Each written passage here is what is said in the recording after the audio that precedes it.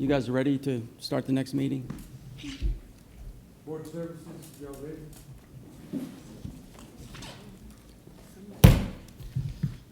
The time is now 7:33 p.m. This meeting has been duly posted, and we have a quorum. We are moving into the Superintendent's Evaluation Ad Hoc Committee meeting. We've already done the pledge at the prior meeting and the salute to the flag. So let me just introduce the members of the board who are on the committee and those present. Trustee Ben Mackey is on the committee. He is not here and probably will not be able to attend. Trustee Carla Garcia is on the committee. I'm Dan Mitchkay. I'm the chair of this committee, and we're joined by our superintendent of schools, Dr. Michael Hinojosa. So let's move to item 3 of the agenda, discussion of the superintendent's evaluation instrument and 2019-2020 targets. Dr. Lear, do you want to? I'll turn it over to. Yeah, I will pick it up from here, and Dr. Lear needs to help me with this. First of all, before we get started, let's go back, leave this page up there. There was some discussion about why are you even starting before you have the goals that are going to be revised. Well, these are not the student outcome goals. These are not the district goals.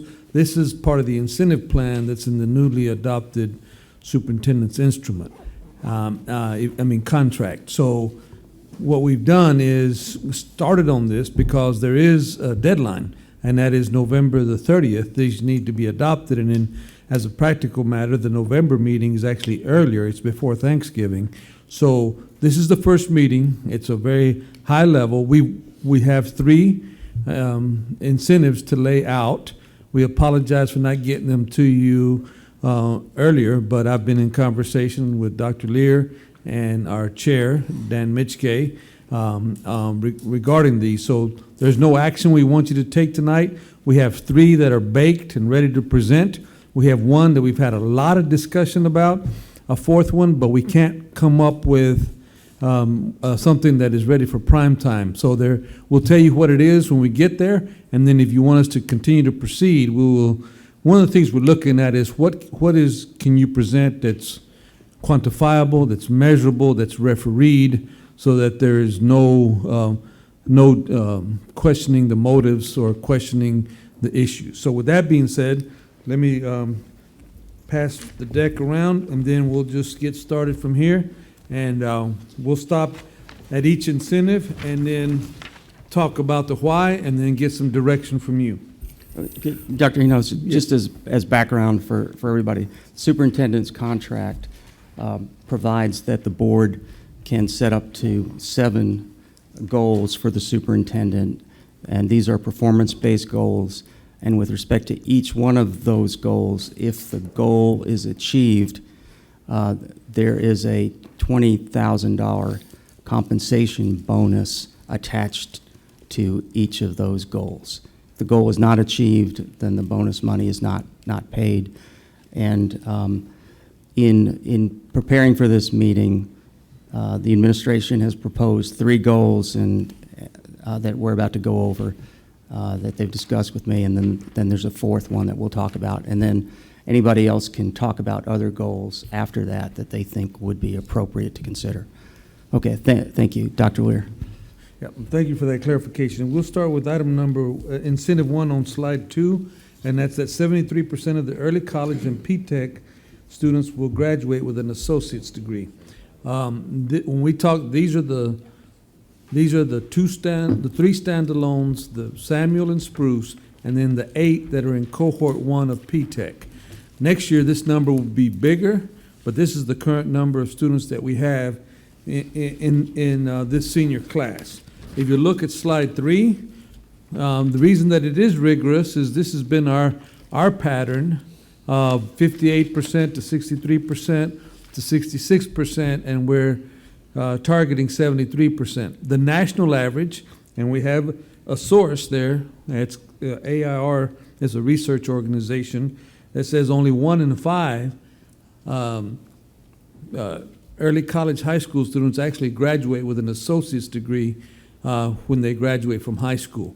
Ours is much higher, much more rigorous, and then you'll see some of the other data slides that come from this one. If you go to the next page, this slide is a little different because this is all seniors. And you'll see that for all seniors, not just the ones that have the opportunity to graduate that are in a program, you'll see the percentage in the district, and then you'll see where the projection is going. So that's the difference in this slide. The next slide, we'll talk to you about, Dr. Leary, you might have to, because we also say, how can you go back and quantify the TAPER report, which is a Texas, it's an external report. So Dr. Leary, will you talk about this slide? Because I'm not as familiar with this slide, but if you'll cover this one. Absolutely, and Dr. Lusk and Ms. Rogers and Ms. Elizalde can also come up. We thought it would be important to have a comparison slide so that we can see other districts that are large urban districts. So that's why we selected the ones that are there on the left-hand side. You can see in 2017 off to the right, and then 2018. And this is looking at all seniors. So it's not just the P-TECH and early college high school students. And, so I don't know if Usama or Dr. Lusk wants to elaborate. So the previous school year, the TAPER report began to predict associate's degree graduates, and as we looked to disaggregate the data to compare districts, we were able to do it as a whole, and so those projections built out where Dallas ISD is comparative to other districts within the state. So at this time, we'll be glad to answer any questions that you may have, unless Brian or Stephanie, you have anything to add? Yeah, I think that those data, these are actuals, right, that we're looking at. So I think you may have said projections, but really these are actual data points that we do have for graduates. So Stephanie and I were just briefly touching on that, but that's a clarification point. Also a reminder, this is year lag data. Right. So it's always from the previous year. Trustee Marshall. So I just have a question, taking a step back, not specifically about this objective or this incentive, whatever terminology we're using, but should I be thinking of these as overlapping with the goals that we're going to talk about on Thursday, and that they're consistent between the two of them? That, because there's been some discussion amongst trustees as to having board goals, some of which may or may not overlap perfectly with the incentives in the superintendent contract. So are these three things that are in here, you're obviously talking about them in the context of your incentive plan, but are they also going to show up on Thursday as three proposed goals for the district? Partially, because like this one specifically, there's a college and career and military ready goal that we're required to have by the state. So this will be embedded in that goal, but this one for this incentive is separate. So this is a sub goal of the larger goal that the district would have as a goal, but this one piece is carved out for your incentive plan. Exactly. And is the second and third one also going to show up as goals? The African American goal will show up, and we don't have the one on F campuses in the actual. Okay. I'm obviously not a part of the superintendent's evaluation committee. I'm just here because I'm interested, but I find it difficult to have this conversation prior to having the board goal conversation. And I recognize you're doing it because of the timeline and the need, what you said in your intro, but Okay. Well, I don't know how you would have this conversation prior to the. yeah, I mean, there is some question about, are we putting the cart before the horse? Yeah. But we're ultimately going to have to visit this information, and I think this is informative to go through these three goals. It might help us. Sure. We're not going to finalize anything tonight. We're not going to decide anything tonight, so it might help us. Yeah, it's just with- pre-wiring for Thursday. For Thursday, yeah. All right, thanks. Okay. Any other questions on this particular metric? Dr. Lear, do we have another deck for Oh, of Trustee course. Max?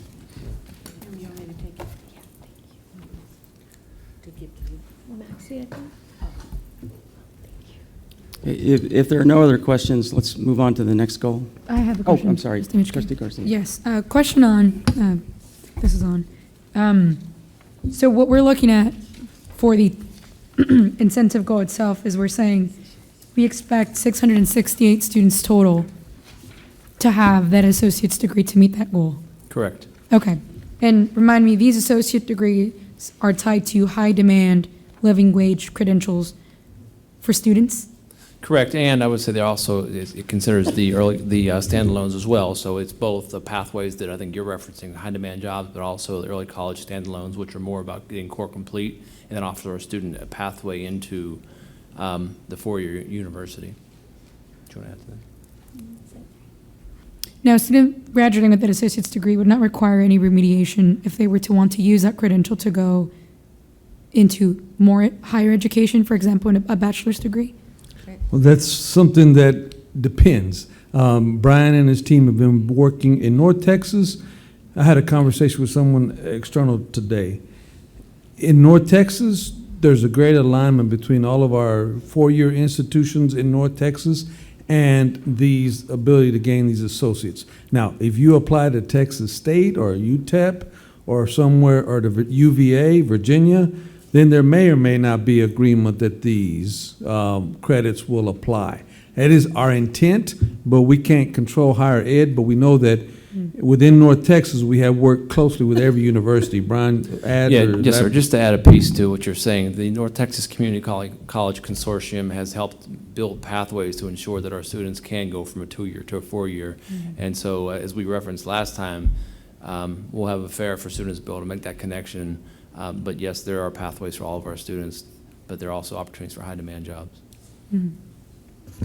And to your question about remediation, the students will be degree complete, and so they would have met the TSI for reading or taken the course to exempt them in that area. And how does this tie to HB3 funding, if at all? This is For these gonna, students? go ahead, Brian. I was going to say, can you repeat? I didn't hear part of that. Yeah, how does this tie into HB3 outcomes-based funding, if at all?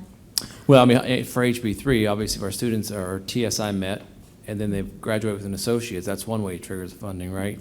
If they're TSI met and they go into enroll in college the 12th day next year, for the following year, that triggers the money. So there are multiple ways that the money is triggered, but for this particular goal, it's them completing the associates and being TSI met, which then would trigger the money. So this is one of the most sure ways of capitalizing on HB3 money. Some of the other ones are still being analyzed, but this one would be the most sure way to get funding for HB3.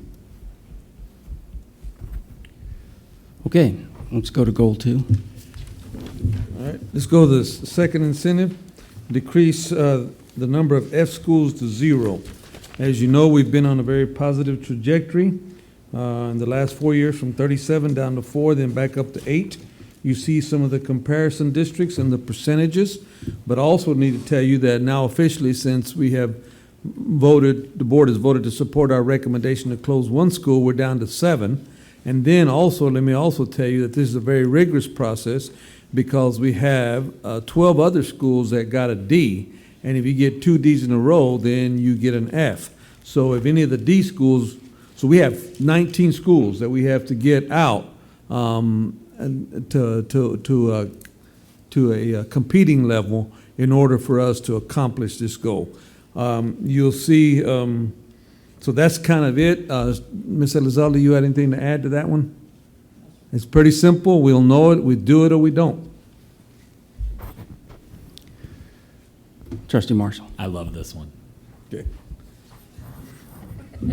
It's on my individual goal with the superintendent, by the way, as well, as it should be. Okay, incentive 3. All right, incentive 3, this is, we'll go to the next slide, that 37% of African-American students will achieve at the MEETS level on the STAR in Domain 1. So where are we? Go to the next slide. You see that if we followed this trajectory from where we've been on, this is all information taken from the TAPER report as well, we would be at 35. but we're pushing the goal up to 37. It needs to be more rigorous, that students are performing at grade level, African-American students. You'll see some of the comparison districts. There are very few districts, go to the next slide, that the state of Texas is at 37 this year, so Houston's a little bit ahead of us, Fort Worth's way behind us. These are districts that have these are urban districts that have approximately 20% plus African-American students. And so for us to accomplish this, it's very rigorous, but it's the right thing to do. And we think that, and also want to make the point that we're already a quarter into the school year. So whatever things we're doing now have to work for us to get this result at the end of the year. But I think with CAP, with ACE, with collegiate academies, PTEX, with all of the things we're doing, we're going to continue to move this needle, and we think that it's realistic, it's rigorous, because we're jumping several points up to the expected outcome. So that's in a nutshell. Pam or Stephanie, anything to add to this incentive? I'd just like to re-quantify the growth target that you've set here. It doubles what's been the general trend. So I just want to make sure that we actually call that out. It's doubling what we would think would already be hard to do. Getting a 2-point gain each year is still challenging, and so this incentive goal that Dr. Hinojosa has set is double that to a 4-point increase from where we are. Anybody else have any questions on that? Okay, the fourth one? The fourth one we don't have for you because one of the things is regarding enrollment, it's regarding market share, it's regarding competing, and we've looked at many different ways as to how to measure this. And part of it is, do we just compete against charter schools, or do we also compete against home schools and private schools? Do we also look at, despite the fact that every urban district is losing multiple students, we've kind of stemmed the tide? So we've looked at like 4 different models. But we didn't, in a short time that we've been working on this, we did not have something we were confident to bring to the board at this time, like we're confident on the other 3 that we have. So we're going to continue to bake that if you tell us that's important to you. If it's not, then we won't put it on there. And those are the only 4 that we've had discussions about. Okay, just to give you a little bit more background on that. So one of the ideas that we'd kicked around was that enrollment would be at least 154,000 kids next year. And our projections show that we're expecting, what, 152,000. 152,000. Our demographic projection is 152,000. Okay, so. And by the way, that's PEMS data that's quantifiable by the state at the end of October every year. And currently, we have a little over 154,000. One of the problems I had with that kind of a measure was it's hard to convince people that someone is entitled to a bonus simply because they only lost, 200 students. So we tried to come up with a different way that would be more realistic. And what we kicked around was the percentage of Dallas ISD students compared to the overall number of Dallas ISD students plus charter schools within Dallas ISD. If our percentage goes up from this year to next year, then a bonus could kick in at some level. And just to give you a little bit more background on the stats, in about 2014, there were about 159,000 kids in Dallas ISD. In 2018, it's about 154, 155, using their comparable numbers. And for charter schools, the number of kids attending charter schools in 2014 was about 27,000. And in 2018, it's about 33,000. So during that period of time, Dallas ISD enrollment went down by 4,000 or 5,000 kids, and charter school enrollment went up by about 6,000 or 7,000 kids. And trying to figure out, if this is an appropriate instrument or an appropriate place to put an incentive to change those dynamics. And we kind of left that, unresolved for further discussion. So I just wanted to give you that background. And Trustee Marshall, I'll turn the floor over to you now. Yeah, thanks for the background. So I've kind of three overarching comments. One is thanks for presenting these three draft incentives. From my perspective, the second one is great. The first and the third one both smell to me like subsets of broader goals. Like the first goal would be this one that you have up starting there. The third one would be just an achievement gap goal, of which this is a particular subset. It's obviously the most important one, but it's one subset. And then on the first piece around the early college high schools and PTEX, I think what Trustee Garcia was referring to around CCMR for HB3 funding, I think that's probably the broader goal, and this is a subset within that. And I'd rather see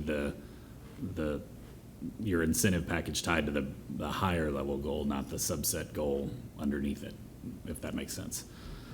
So that would be my first comment. The second one is I'm glad that you brought up your fourth idea about market share, because the two things that I was gonna suggest need to be on this list from my perspective are market share and passing the bond. And that's binary, right? So it's pretty easy to track whether the bond passed or not. Stay on market share for a second, because I do want to address the bond issue.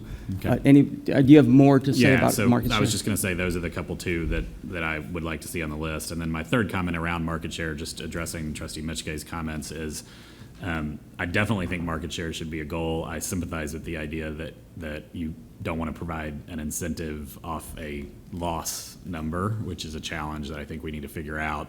However, I wouldn't agree with going down the path of looking at charter schools only, because I think that if you look at the geography of Dallas, the way that charter schools are dispersed in our communities are primarily in the southern sector, and we've spent a lot of time and energy and money on trying to attract middle and upper class families, which unfortunately in our city tend to live in the northern and eastern parts of our city, where there are not as many charter schools. And it's been an objective and sort of an understated goal of this board to try to bring some of those families back to Dallas ISD. And I think that this market share goal needs to recognize that we also need to attract families back to the district in areas where charter schools don't have a presence, and where those families are primarily either attending private schools or parochial schools.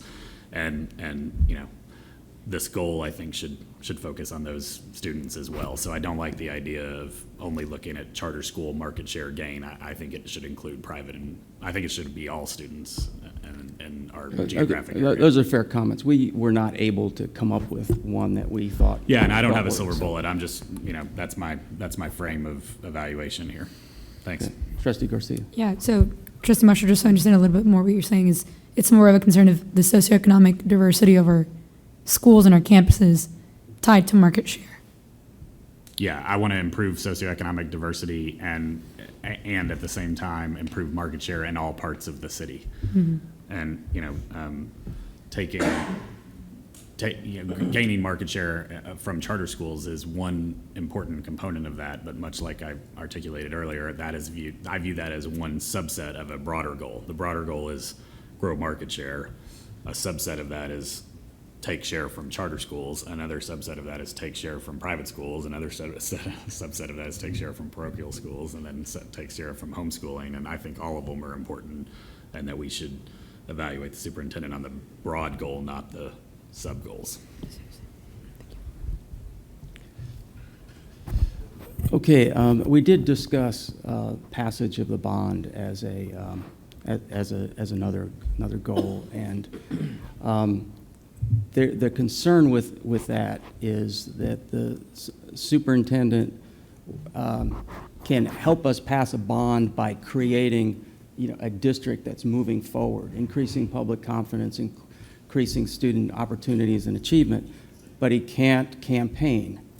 And there's also the problem with with fueling people who are against the bond, who will, and this is not an example I made up. This is one that I got from David Thompson, is that people who are against the bond will say that, well, the only reason why the superintendent is for it is because he's going to get a bonus if it passes, and it makes his actions suspect whether or not he is trying to campaign, and that's out there. But he can't. Go ahead. I also want to add that I feel uncomfortable with it. I think, it's just part of my job to help make sure that gets done. But I cannot, once the board calls the election, I have to be very careful. I don't even take speaking engagements because I'm very uncomfortable that I would be advocating for the passage of the bond. So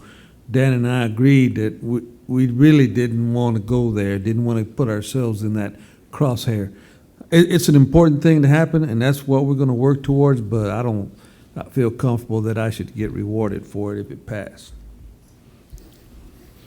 Trustee Marshall. So in the spirit of the governance training that we just received, I will obviously defer to the collective will of the board, but I strongly disagree with both of those comments. On the first one, when it comes to whether the superintendent can campaign, I absolutely would not expect you to be delivering speeches to encourage voters to show up at the polls and vote for the bond, but I do think that there are a substantial number of levers that you can pull quite legally and quite within your purview to set up a bond in a way that is able to be passed, and I think that the broader marketing communication about how the district is performing and why we need this bond are things that exist squarely within the purview of the superintendent anyway, and if we're doing a good job on those things, that leads to bond passage. So I think there's plenty of indirect levers that the superintendent can pull without violating any sort of legal requirements. And to the second point around whether there's an incentive, I just view that as background, opposition noise, and I doubt very seriously that would move the needle on any voter's approval. And I would just conclude by saying that I strongly believe that passage of that bond is probably the single most important thing that the superintendent could do in 2020 to improve student outcomes. And if it's the most important thing that we need to happen as a district, it should show up on the incentive plan for the superintendent. So I feel very strongly that it should be on the list, and I don't buy in at all either one of those arguments, but I will defer to the collective will of the group. Thanks.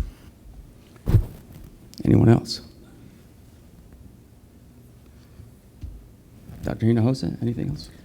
No, sir, I just need some direction. Sounds like we do need to come back with something on market share. We'll continue to, we were very close on 2 or 3 things, but at the end, we weren't quite ready, and I hadn't had full input from my entire team. We do have a team meeting on Thursday, so we'll cover that again, and we'll have something for you to consider. We may bring back like 3 different options for the third one.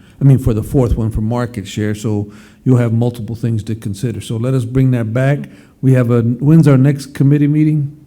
The 5th, I believe, 5th of November. If our next meeting is the 5th of November, let me just kind of tell you the timeline. We have the briefing like on the 6th or the 7th, right? The 7th. The 7th, and then 2 weeks later, you vote up or down. So, and of course, I think my contract says I have to agree to them, right? I think it's what it says in there too. So, anyway. I don't know if it says you have to agree or you get to be consulted, but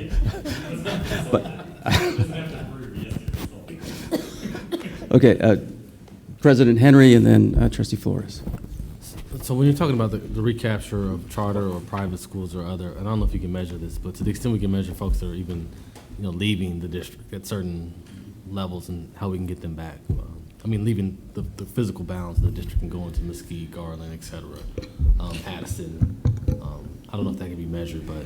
We have a version of that, but we weren't real comfortable with that because maybe Cecilia or Delia can tell us if we can actually have a PIMS number that the student has and how many did we actually keep. That may be I know that was not part of the retention plan you gave me, so that's why I wasn't comfortable with it. But I'd like to know how many kids that had a PEEMS number with us last year are still with us this year? And what is the percentage and what history do we have? So that's another consideration that we can kind of put together, if that's possible. But I don't want to speak for Velia or Cecilia about whether that's even possible. Cecilia's nodding, yeah. I think it's possible. I think the challenge is then we'd have to look at the net, because we have some kids that were here, obviously, that didn't stay with us, and then how many more? I mean, there's such a revolving door. And you got to consider graduating seniors, and how many new pre-Kers do you have? We started getting in the weeds on that, and it was And then just too like the deep. student could be with us, then they went to a charter, then they could have gone to a private, then And they came come back to right before the us. STAR test. And, I mean, there's So, yeah, it actually was quite a bit, complicated. it's not real clean. Point of information to the superintendent, that, I don't know if you remember, but 3 years ago, you gave us what you called our Christmas present. It was a binder for each one of us of the schools in our district. And it had, like, for each school, it showed, this school has 50 kids and its attendance boundary that go to this charter school. And there are another 60 kids that go to this private school. That was the best level of detail I've seen on market share, and I saw it in that binder 3 years ago and haven't ever seen it since. Yeah.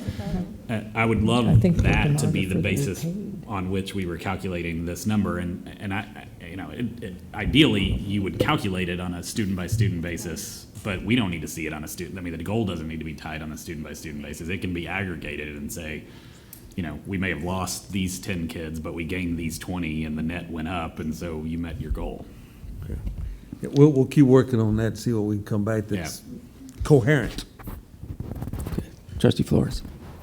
So just to follow up on a couple things, so in terms of like the number, I mean, I think that there has to be some way of measuring market share, whether it's transition from, pre-K to first, conversion, from pre-K to first grade, from fifth grade to sixth grade, from, eighth grade to 12th to ninth grade. I mean, that potentially, I don't know if that's possible. Now switching over to the bond, however, I agree with Trustee Marshall that I think that it's something really important and really impactful for kids. Another way of doing it, instead of just like the passage, because if that's in December, then that's kind of after the fact versus where we are in terms of the timeline on this. But another thing could be, because I think it's something that's very important that revolves around transparency and governance and what the board, the process of getting to the bond is perhaps something like having a supermajority vote in favor of passage of putting it on approving the plan to put before the voters. Because that's about process. That's something that he does control. That's the ultimate outcome of the passage of the bond will have to do with how good this bond package is. And whether we believe that bond package is something we want to put before voters.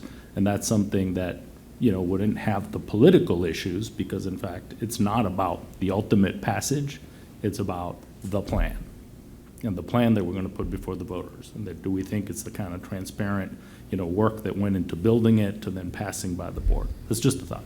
Yeah, and I think that's a very good point, but I think all the ones we're presenting to you, we would have the actual data to meet with the contract requirements that the award be given by a certain date next year.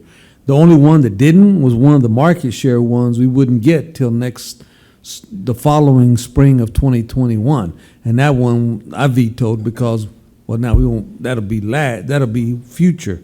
And we need to just tie it. So we're also looking at what is quantifiable, refereed externally that, yes, you did. Like the bond is, we'll know, because we'll know the election results on November 2020.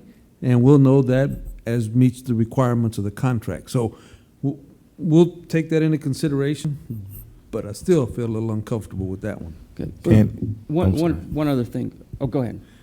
Can we go back to November 5th? What are we supposed to be doing on November 5th? November 5th is going to be the date of another superintendent evaluations committee meeting. Can we move that to another date? We have a national holiday on that day. It's Dustin Marsh's birthday. Can we? Well, actually, neither one of you are on the committee, but Okay. you're welcome to come and enlighten us. Y'all are messing up the committee. Well, I would say one thing about the the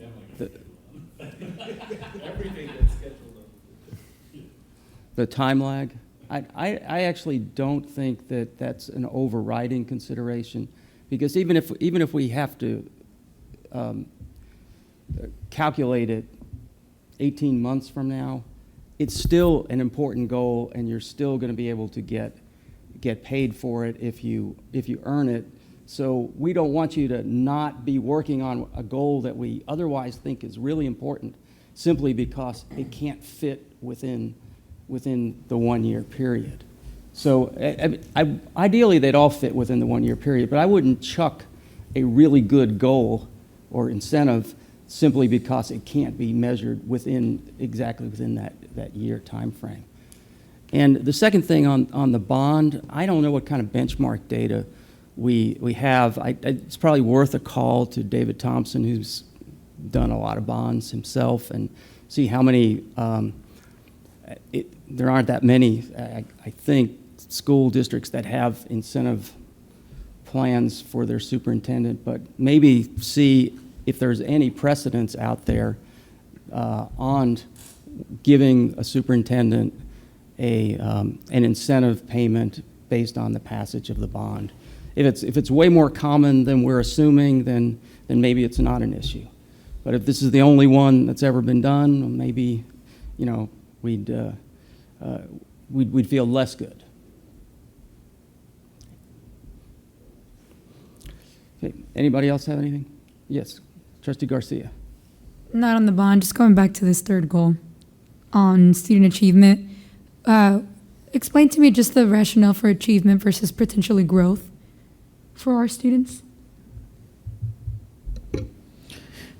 Ultimately, growth is still utilized, obviously, in the accountability, but the intent of growth is to essentially not have growth and move towards absolute performance.